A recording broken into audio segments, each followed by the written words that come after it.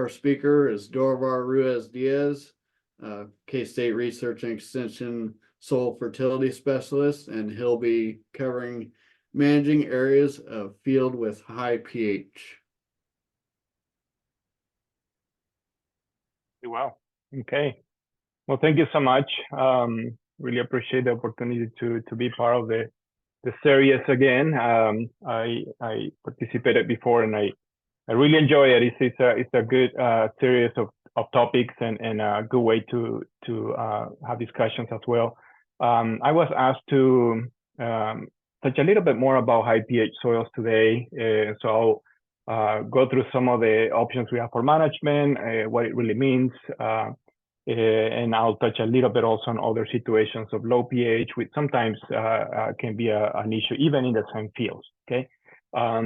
The other thing I would like to emphasize before we start, if you have questions or anything, please don't hesitate to put it on the chat. I think we'll get to those maybe towards the end, but if we have time, we can also maybe start answering some of those questions as we go along. So please don't wait to the end. If you have something in mind, just go ahead and put it in the chat. Okay, so what are we going to talk about today? Little overview. One of the things I wanted to do today is just to touch a little bit on the reasons for high pH. Try to understand that a little bit better, and maybe that will give us an idea of what we can do. And in some cases, maybe there's not a lot we can do. And one of the questions I often get is, can we lower the pH in some soil? Okay, and so we'll go through some examples here and put that in context. And of course, options for management when it comes to production. Obviously, the main limiting factor typically is availability of nutrients like iron chlorosis, right? And so that's something we can touch a little bit about that and what options we have. I also like to just discuss a little bit what else it means in terms of nutrient availability, soil test methods that we are using, and like I say, towards the end, just touch a little bit on low pH situations as well, which it is something that we do start to see, especially no-till system, when we have stratification of pH and what that means. Okay, so first of all, what is soil pH, right? And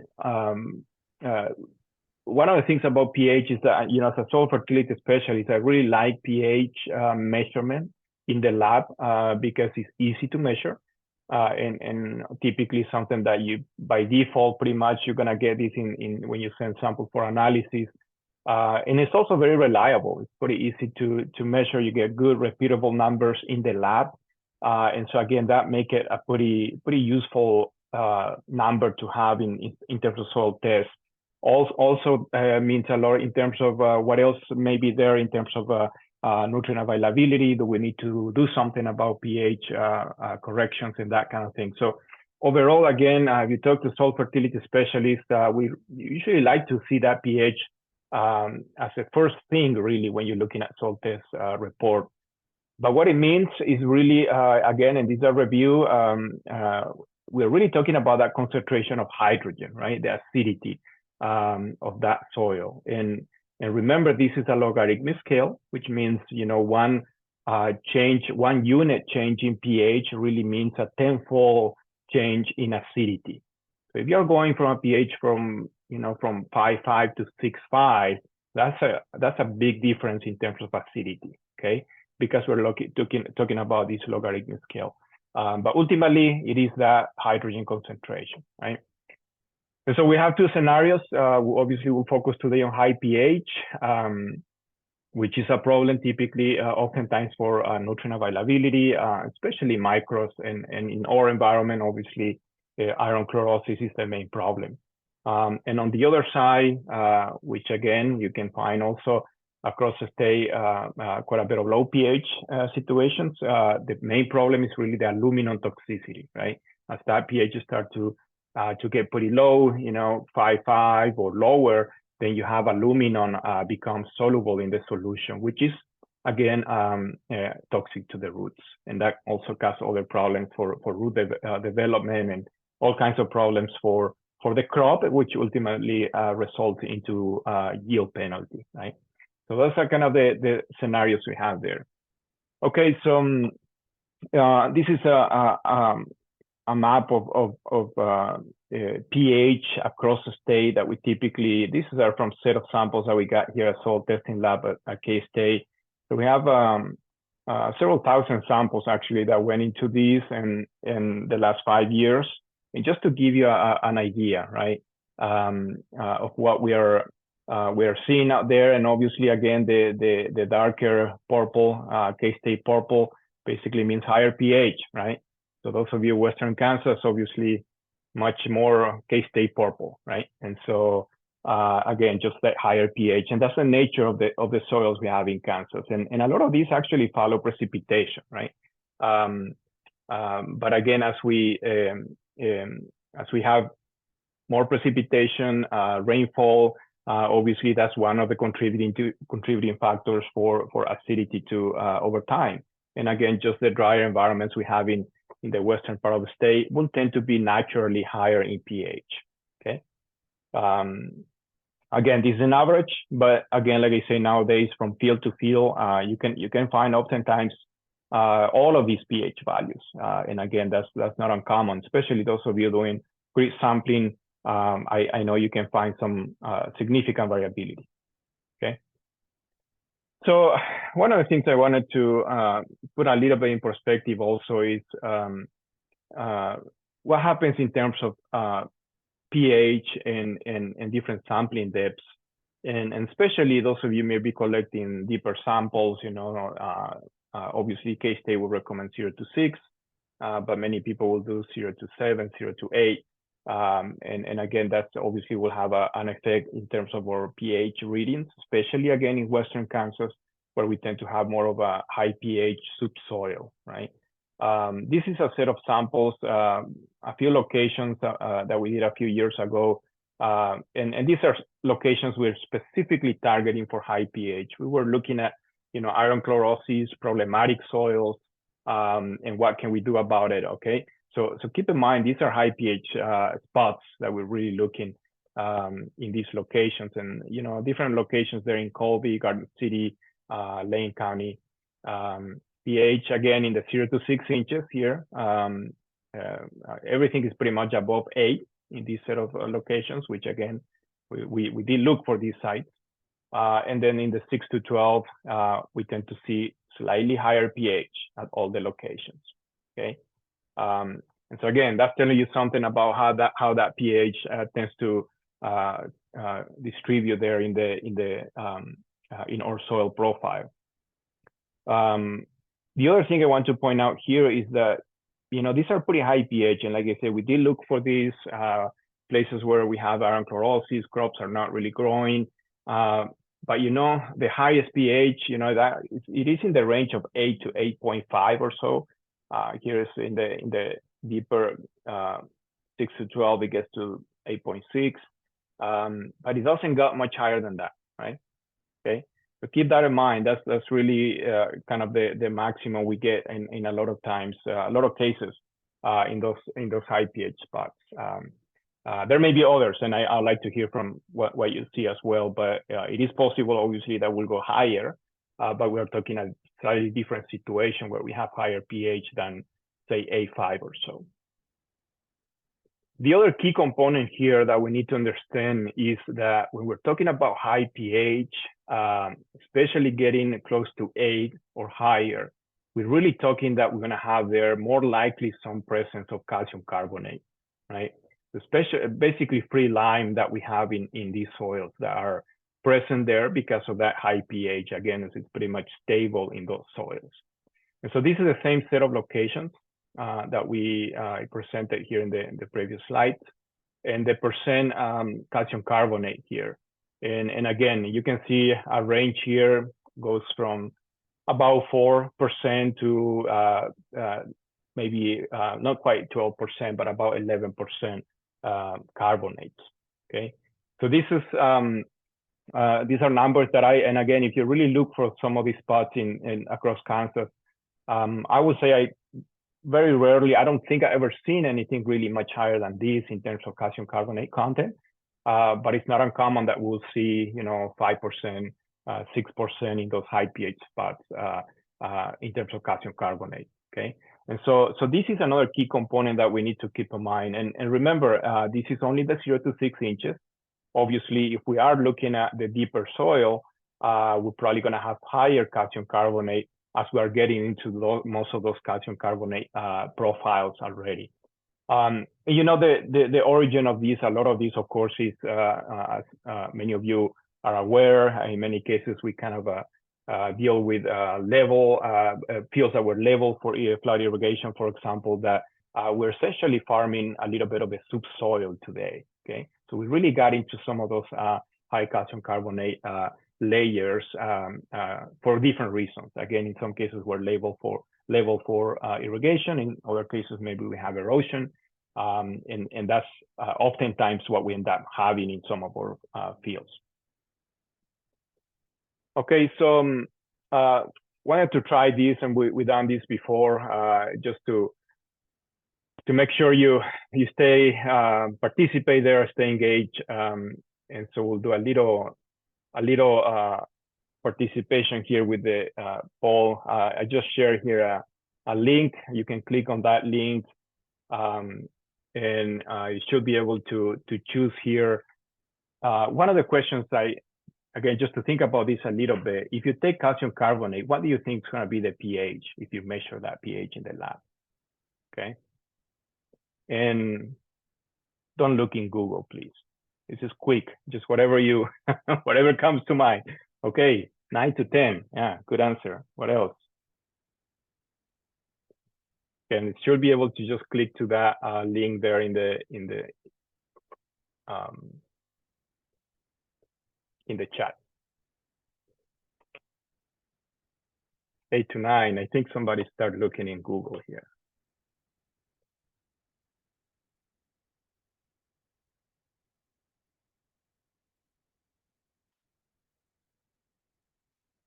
Okay, good. More people, 8 to 9. And maybe I did give an indication here that maybe that's a more likely number, right? And so, okay, so this is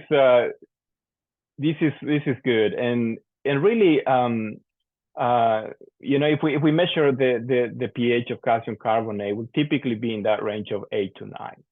Okay, obviously will vary a little bit depending on what's going on with how we measure. Typically in the soil, we'll measure a 1-to-1 water solution.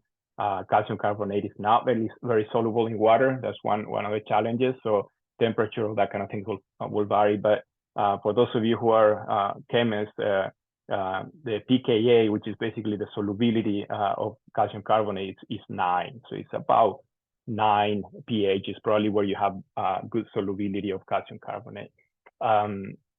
So again, the reason why I think this is important to think about this a little bit is to kind of go back to the previous slide, right? So if you look at our pH, very rarely it's going to go above A5 or so. And so again, we pretty much max out on your pH once you have calcium carbonate, and that calcium carbonate is basically your buffer there driving your pH. Now, can we have higher pH than 9? Yes, we can, but it's no longer an issue of calcium carbonate. It's more likely in that case a situation where we have sodium accumulation. So it's really a sodic soil. And I will go ahead and put here just another resource. We do have sometimes we do have some questions about sodic soils, and we do have a publication on this, which again, in some cases we may have in Kansas, but oftentimes what we have are these calcareous soils. Okay, well, keep moving here. So one of the questions I often get here is, can we do something to neutralize that calcium carbonate? Can we fix that high pH problem? And let's work a little bit through the theory here and see what we come up with.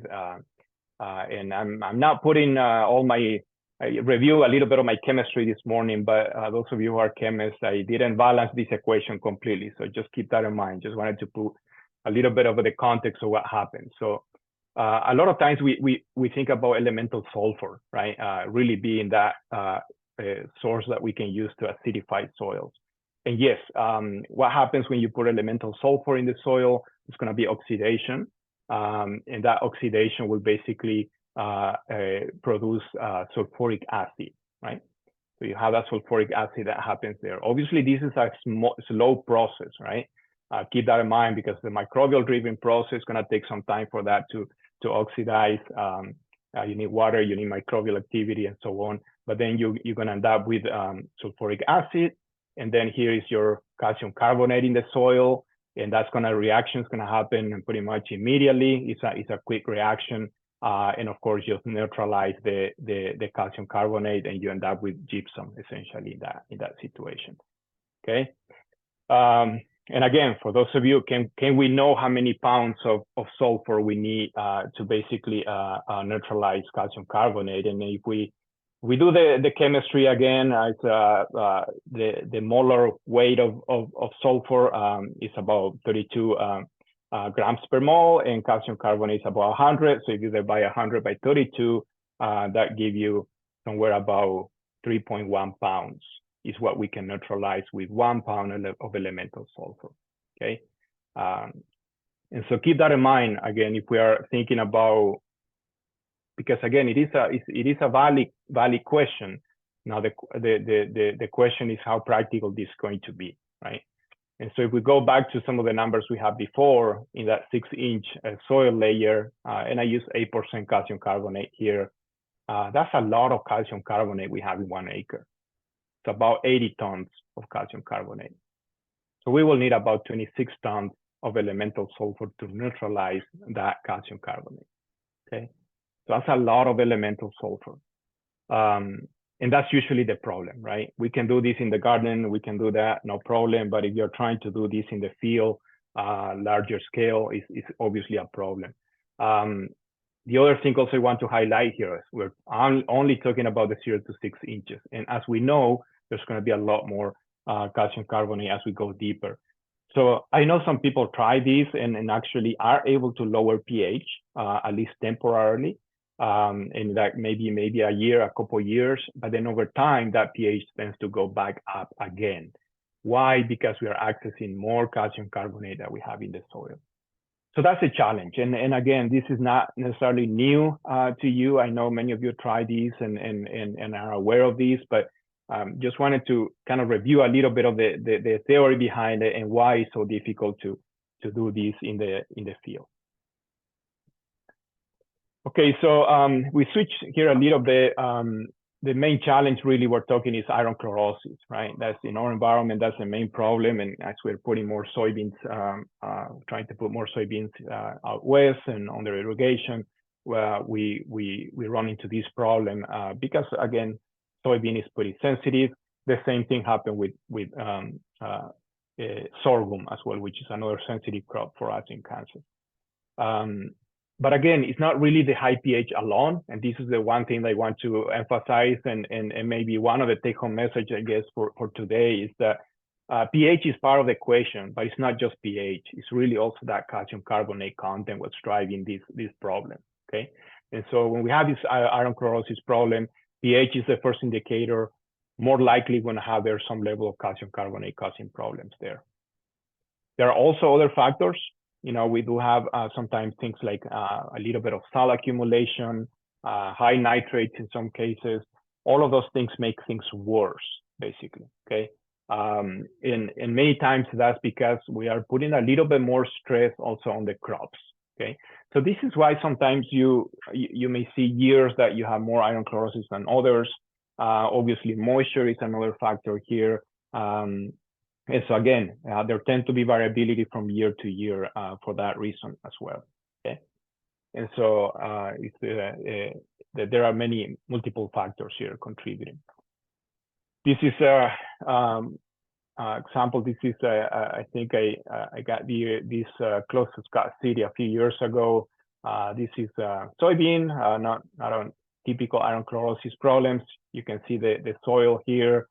You can even see some of the calcium carbonate pieces of calcium carbonate sitting there on the surface. And this is sorghum. One of the things that is very common, of course, is that this is actually volunteer corn that you see there. And obviously you can see that the corn tends to be a lot more tolerant to chlorosis than sorghum.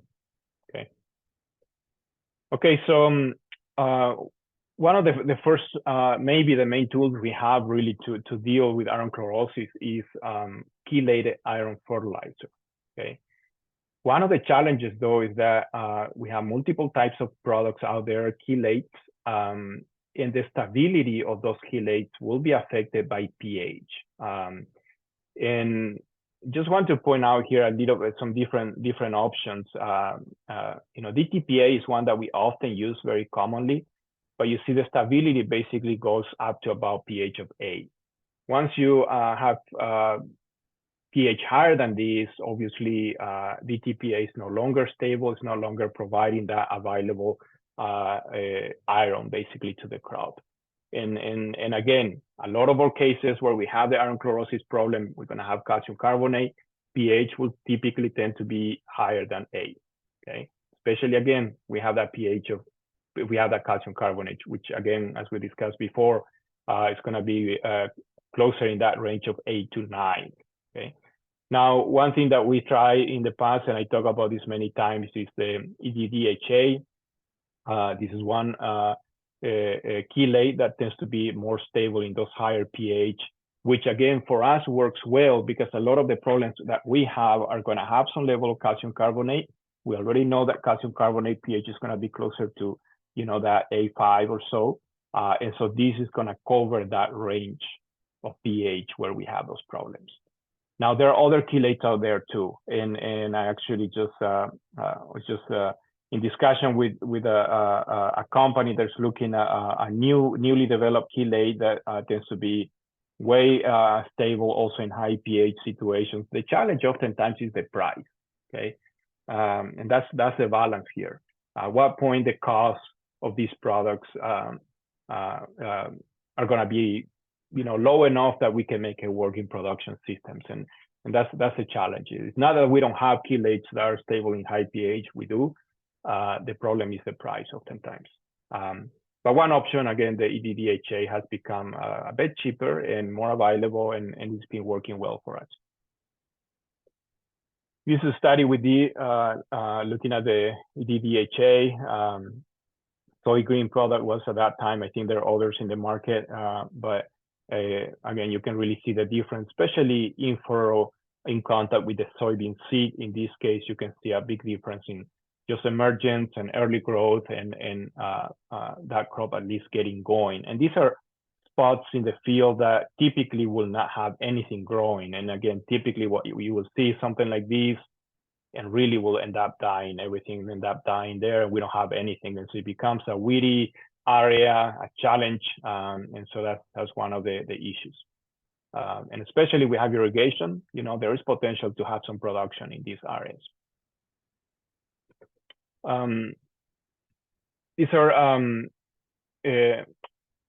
the treatments we have, chelated iron fertilizer with the chelated iron, without iron, and spot meter is basically measuring how green the plant is, okay? And so obviously with the chelated iron fertilizer application, we have a significantly higher value, basically indicating that these plants are basically much greener, growing out of that chlorosis problem. The other thing is obviously variety selection, and this has been a tool that we rely on quite a bit in over the years. And again, that tolerant varieties always will tend to be a little bit greener as well. Okay, and so again, that's shown here in terms of the spot meter value. Foliar application, and especially we're looking at yields. Is foliar application an option? And we try a few different options here.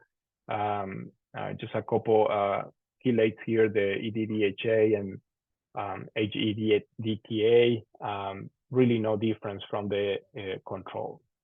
okay, in terms of yield. And one of the challenges, of course, with foliar, there are many things, but there have been some studies that show also that, you know, some of these large chelates with basically larger molecules, remember chelates are basically organic molecules, may have a little bit more difficulty getting through the leaf stomata, right? So absorption of some of these chelates may not be as good. And so again, that's why it's much more efficient to apply in the soil. And of course, it's a much more efficient way for the crop to take up that iron as well. And so that's been one of the challenges. Again, how this can work foliar, and of course, a lot of times also the severity of these chloroses are so much that foliar application is really not enough to make a difference. Now in furrow application, and this is the yield response, again, significant yield response that we see obviously with the in furrow application in contact with the seed. Now, the yield levels that we're getting is still not, you know, we're not getting 100 bushel soybean in this case. And I think we also have to be a little bit realistic about this. What we're trying to do here is we suddenly start to have some level of production that we can make it profitable. But, you know, getting to that very high level of yield in those problematic soils is always a challenge. It's not as easy because we have so many factors playing there, right? Even if we deal with the iron chlorosis, then there are other nutrients that perhaps is going to become a challenge. And I think that's something to keep in mind as well. Typically, iron chlorosis is the main problem. If we deal with that, what else becomes an issue, right, in those high pH? Again, in this case, 100 bushel yield increase. Similar thing with sorghum. This is a check here with the same application of EDDHA. 3 pounds in furrow. And again, we got a yield increase of 27 bushel average here with the use of the in furrow application. And so again, can that be profitable? Yes, certainly at that point can be profitable. The challenge, of course, is that we need to apply where these are needed. And that's one of the key challenges as well. As next step, how we implement this type of management. Of course, as you know, the high pH spots are highly variable, and that's one of the main challenges we have with high pH in general. And this one example, this is a field that we work there in Lane County, irrigated circle, and we were just working on one of the half of that circle. This is NDVI for corn, and you can see some of the spots in corn actually do show up a little bit. Not as much, you know, there's other things going on there, but there's some spots there that doesn't look very good in corn. But then if you follow soybean, obviously a sensitive crop, some of those spots really show up. And essentially what happened in those places is that soybean is completely dead and basically nothing growing, or maybe grow a little bit and then dies. We did some of the studies in those places, and you can see the side-by-side difference. This is the normal looking soybean in those fields, in those spots. This is the soybean that was, you know, treated with the iron chelate in furrow. And so again, big difference in that case, and certainly you can start to have some production. One of the challenge, of course, is that, again, look at the variability. It's very big, and we only need to do these applications in some of these spots to really make it profitable. The price of these products are high enough that we're doing blanket application. Typically, it's very hard to justify, okay? And so it really becomes a precision ag question. Can we do variable rate? Can we do this type of use these type of maps? And I know many of you have a lot of these kind of nice pretty maps every year from agronomists, and this could be one way to use it. Can we target some of these parts of the field to do these applications and do a better job and at least have some level of productivity, right? Okay, let's do this again and see what are you doing, kind of what you're experimenting with in terms of successful options for managing iron chlorosis in your fields. And I put the link there again. I hear sometimes that some of these spots are maybe not big enough that you just kind of forget about it. Maybe don't do anything about it. I know some people that experiment quite a bit with info applications and they have some success with that. Foliar, I know some people also think that, maybe a better option, especially if you're not using chelate. And of course, variety selection, or even crop selection. I mean, that's another thing too. I don't know of any, maybe in this group have done that. Actually doing different varieties in different spots. One of the things that, these multiple varieties in one field, that may be one solution. One thing that I always question, I guess, with variety selection is that, what if I go with a lower yielding variety because I want to have that tolerance to iron chlorosis, and how that's going to affect overall yields, right? So that's always a question that I wonder a little bit, but okay. Hey, Dorivar. Yes. There's been a couple questions that have come in. Do you want those now, or are you gonna wait till the end? Yeah, we can answer some questions. Okay, I think Kelsey's monitoring the Zoom. Are you on, Kelsey? I am. Yep. Okay. So if you just wanted to go on and go through there's a couple questions. Okay. Okay. Yeah, I think I see here. Can you see them? Okay. Okay, so one of the questions is about DDHA and how quickly that will degrade, photo degrade. So I guess it's sunlight and how that will affect.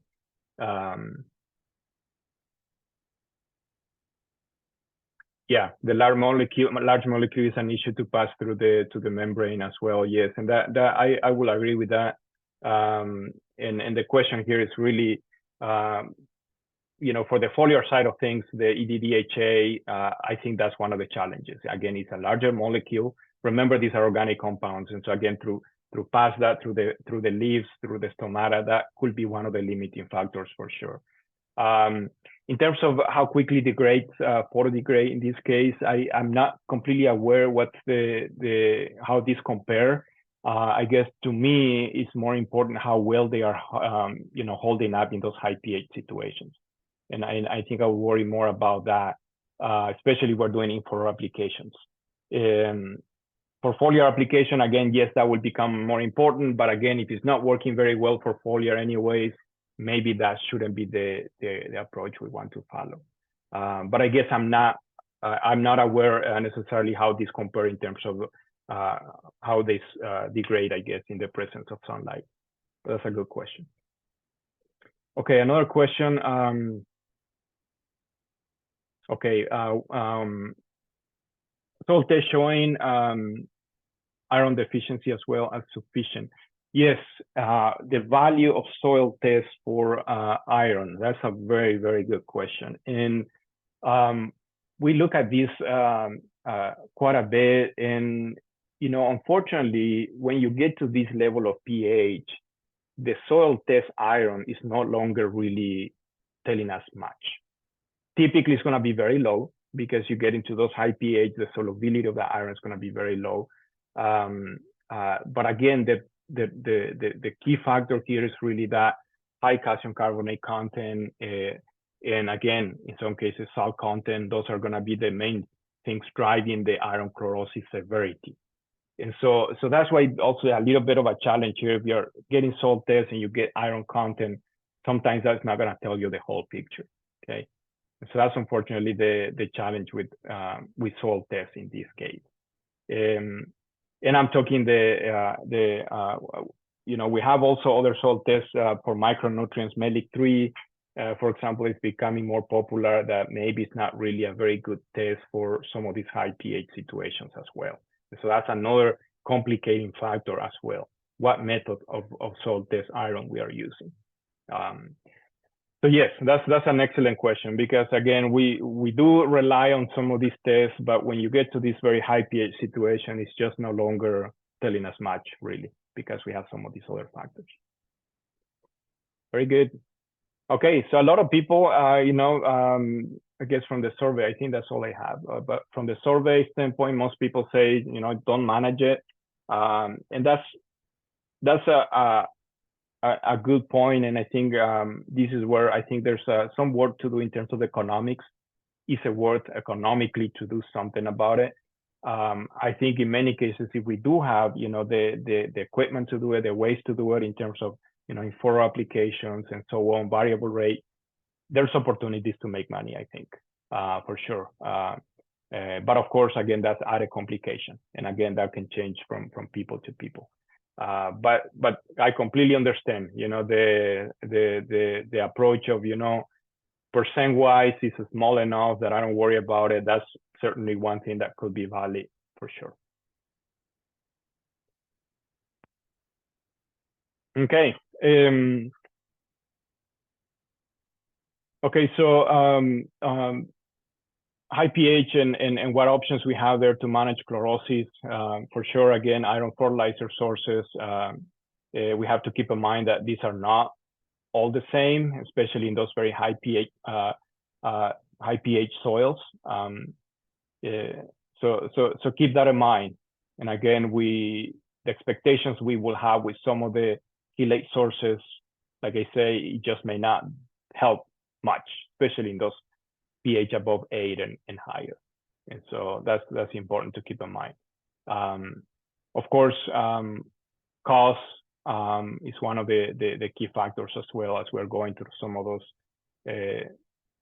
maybe more expensive chelates that I think work pretty well. But again, how do we make that work? Certainly, like I say, I think there are opportunities to return to investment. But again, blanket application, I will not recommend that because one of the things that I see very, very typically in some of these cases and studies that we did is that there are spots that you have, pH above 7, but it's still not getting there to really have any chlorosis problems. We are not going to see any additional yield increase or additional benefit from putting chelates in that kind of situation, okay? And so that basically becomes essentially a waste in that situation. And so we really want to target those areas. And again, combination of management, variety selections, a lot of people do higher application of sort of building up that soil also with manure, for example, which is obviously a good option. All of those things over time can help, right? If we have access to that. What else? Basically, we need to think about in high pH situations. One thing that I like to emphasize is how are we using soil test methods, especially for phosphorus.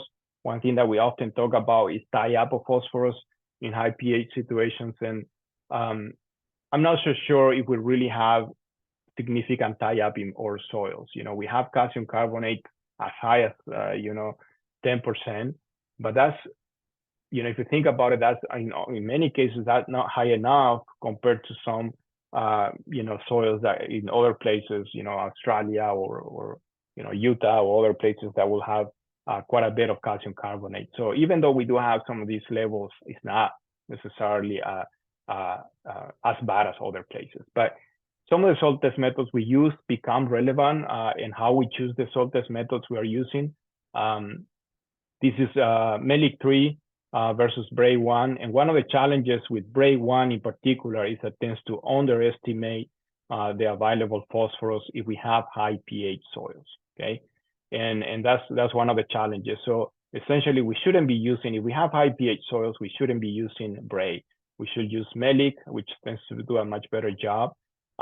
Olsen is another one that do a good job, obviously, developed for that purpose. H3A is part of the Haney test, and this is something that also don't work very well in high pH soils, okay? So keep that in mind if we're dealing with this. We need to just pay a little bit more attention to that. And in our environment, I would say MELIC 3 and Olsen are really the best options. What else can be a concern if we're looking at cations? Calcium is one that can be an issue, and this is a relationship of MELIC 3 versus ammonium acetate. If you're thinking about the traditional methods that we use, ammonium acetate will be the traditional method we use, but nowadays we use more and more Melic 3 for everything because it's cheaper and easier. But then we have some issues with some cations, okay? Calcium, for example, as you get higher pH, that relationship really start to, change quite a bit. Not a problem for other cations like potassium, magnesium, sodium, but calcium is a problem. And that's gonna affect other things like, for example, CEC measurements and so on. So again, keep that in mind as well. Especially again, this is one, just a simple relationship between ammonium acetate and Melic 3 or calcium content. And again, it's pretty much close to 1. As you get to a pH of about 7.3, 7.4, that relationship really jump, okay? So one approach is that, if you have pH below 7.3, don't worry about it. That's not a problem. We can use any methods. But if we have pH higher than 7.3, then we really need to double check this, make sure we go with ammonium acetate in this case. One of the other things, Dorivar, yes. there's a question about pH. It says, do living roots help with pH, for instance, cover crops? That's a very good question. And yes, it does. And as we know, root systems basically release acidity. As we are taking up nutrients, there's basically exchange of production of some acidity in some cases. So that root exudates basically is going to help. That's one aspect, right? The other aspect, of course, is also simple organic compounds. We just talked about chelates, right? And again, the root system is going to contribute to some of that for essentially trying to take up some microbes, some nutrients, and over time is going to help. The challenge oftentimes is how you get some things going in some of these spots, and that's, I think, is oftentimes the problem. Once you have some things going, cover crops can be one way to get some growth there. Obviously, another factor is developing residue cover and organic matter. Remember, organic matter production is also breakdown of organic matter is going to generate some acidity. So all of those things over time is going to help. The other key factor also with things like cover crop is that we haven't talked really about here much, but we have the issue of sodic soils. And how do you know you have a sodic soil? Sodic soil, usually you have sodium accumulation, and the pH in that case usually tend to go to between 9 to 10. Going back to that pH of calcium carbonate that we did earlier, the sodium carbonate pH is much higher. And so that's how first indicator that you will have of a sodic soil is that your pH is coming back closer to 9, okay, or higher. Now, in that situation, we really need to get rid of that sodium. And that's where things like cover crops to be able to develop some roots, be able to leach some of that sodium becomes really important, okay? So yes, those are excellent management options. Of course, it's something that takes time, but it's one thing that I will definitely consider, especially again, we're not able to grow crops. It's one way to kind of keep things going there. And we don't have to have weeds producing seeds in those spots. Good question. Okay, this is just one example. Again, I like to show that, and you've seen these kind of maps all the time when you do grid sampling, is that you can have extremes in each field, and that's just the nature of pH. pH obviously change. For many reasons, we can have erosion, like I say, we level some areas. Then we have acidity developing because of fertilizer application over time, root development, and so on. And so we start to see some of this variability developing over time. And so that's a challenge, right? And that's what we tend to see when we have iron chlorosis. Most cases will tend to be spots in the field. I see in some cases where we have almost entire fields that are iron chlorosis, but those are pretty rare for the most part.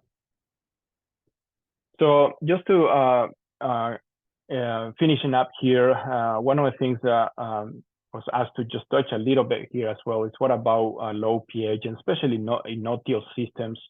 And we're getting in, if you're thinking about the map of Kansas, those of you in north central part of the state or more closer to the central part of the state, we start to see some acidity developing, especially in no-till systems. This is one example where you have, this is different sampling depths, and here we have pH, and this is actually from Mitchell and Jewell County, and so again, north central part of the state, and of course, again, the acidity, the pH is much lower in the upper inch or two, and then of course, pH goes up as we have that higher pH in our soil profile. And so this is one issue that we start to see more and more, right? Certainly, if you're taking samples in the upper 2 inches, you start to see some pH that start to get pretty low. Aluminum toxicity problems is one thing that we think about. You know, we do have some soluble aluminum that start to show up there near the surface as well. The good thing is that once you get to about 6 inches or so, none of that is there anymore, okay? So really the problem is just become the upper couple inches.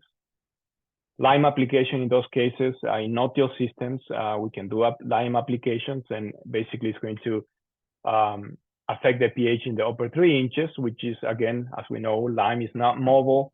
It's not mobile like other nutrients or again, solubility in water. It also tends to be slightly lower. And again, that interaction really affects the upper 3 inches or so, which is really where we have the problem. So can we manage and fix some of those cases where we kind of start to worry about low pH in the surface? Yes, we can do that. Because again, we don't have to worry what happens in the rest of the profile. No need to incorporate or anything like that. Do we see any benefits? And these are looking at wheat, corn, and soybeans in those slightly lower pH situations. And wheat really don't show any response, maybe a little bit in corn, and soybean is the one that tends to be a little bit more responsive. And again, it is a legume. So having some of that aluminum in solution, especially near the surface, can have an effect, right? So in that kind of situation where we worry a little bit about some of those lower pH situation, for those of you in the north central part of the state, yes, we do see some small increase in yields. One of the questions, of course, is the economics of this. Will that pay? You know, if we're getting just a few bushel increase. And I think my perspective from this is that we need to be thinking about this in the long term, really, because it's a multi-year investment, right? We're not going to, you're doing some type of treatment or lime application to the soil. We're talking about multiple years. And of course, again, like I showed before, we're really just dealing with the upper 3 inches.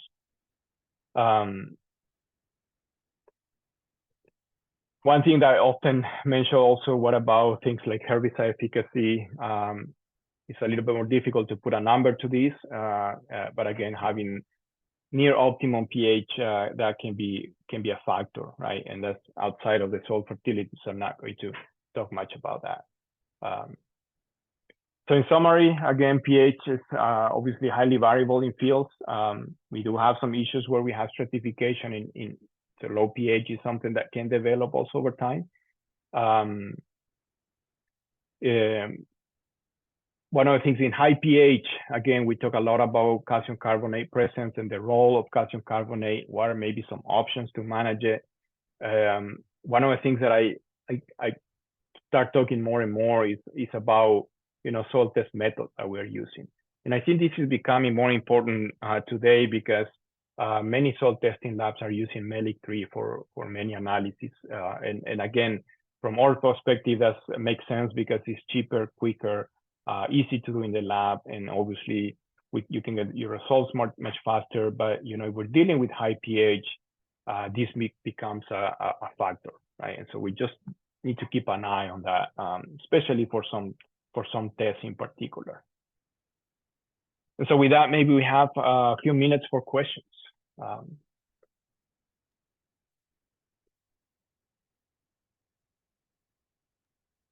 There is another question in the chat, Dorivar. I don't know if you've seen that one yet. And okay, yes. you can stop your share so I can put up a ending there. There we go. And before you address that, I'll say if you can, everybody that's on, if you would please kind of help us out and fill out our evaluation, that'll that link will be in the chat, or you can use the QR code. And then if you have a CCA license, you can try to use the QR code. I think last week there were some challenges with that, or you can email Jeannie Falk Jones at jfalkjones@ksu.edu, and her email will also be in the chat. Okay, so a couple of questions here. One of the question is that if you're looking at grit sampling and pH alone, oftentimes it's not a good indicator of chlorosis, and I completely agree with that. Because obviously you're getting to the point that, again, you pretty much max out in your pH, and calcium carbonate becomes the factor. So is calcium carbonate a measure that we need to be looking at? And I would say yes. Now, the next question you're probably going to have is, well, what will be that % calcium carbonate that will cause problems? And that's a much more difficult question to answer, because that's where we start to have many factors affecting iron chlorosis development. And again, it's not just the calcium carbonate content, the type of varieties, the crops, presence of salts, and that kind of thing. So it is a little difficult to have critical numbers based on soil tests. So it really becomes something that we need to look at different pieces of information. I think pH alone is not telling us the whole story. Calcium carbonate is something we need to look at. And of course, again, looking at NDVI from previous history, I think it's very helpful. But again, that's in many cases, maybe that's the best indicator, to be honest. So.